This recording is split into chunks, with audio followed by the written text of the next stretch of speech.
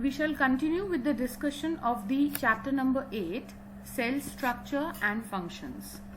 The topics that we are going to take up are differences between plant cell and animal cell, two different types of cells, that is prokaryotic and eukaryotic, and cell division and cell growth. This is going to be the last video for this chapter. Let us talk about what are the plant cells and animal cell differences. The first feature talks about the size. Animal cell is small in size, whereas plant cell is bigger in size.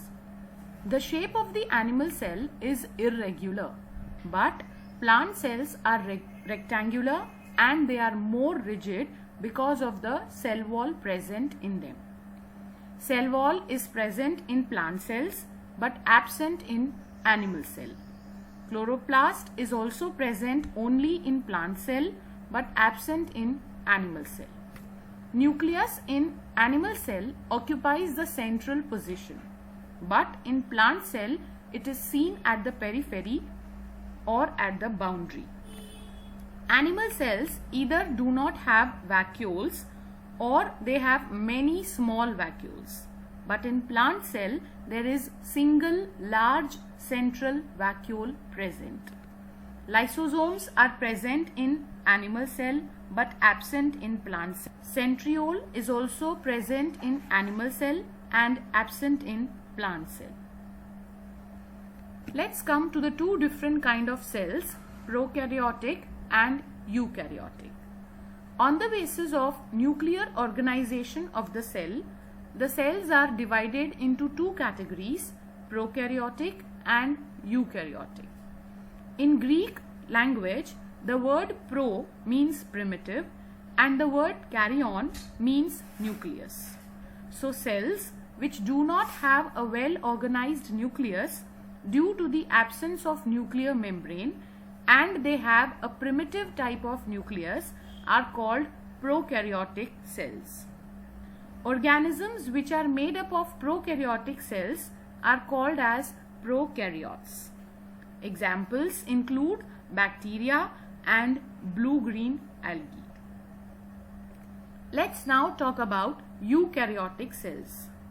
In Greek language, the word eu means true and the word karyon means nucleus.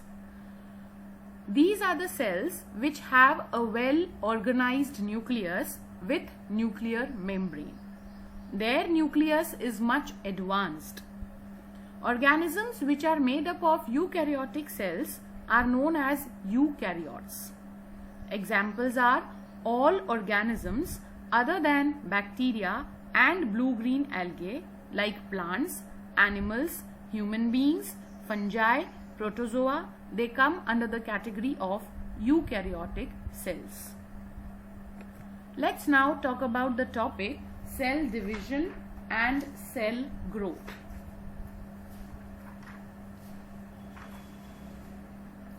You all know that cell combines together to form tissue. Tissues then combine to form organs.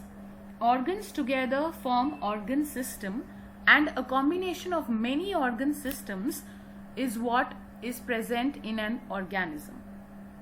In this diagram, we are able to see the cytoplasm present in the cell, nucleus present in the cell, and a nucleolus which is present inside the nucleus. When the nucleus of the cell divides, there is a constriction that develops in the cell, and the shape of the nucleus becomes dumbbell. Further division will result into more severe constriction and the length of this dumbbell shape will increase, and this will lead to the division of single cell into two daughter cells. Each of the daughter cells will now possess nucleus and cytoplasm of their own. So this is how the cell division occurs.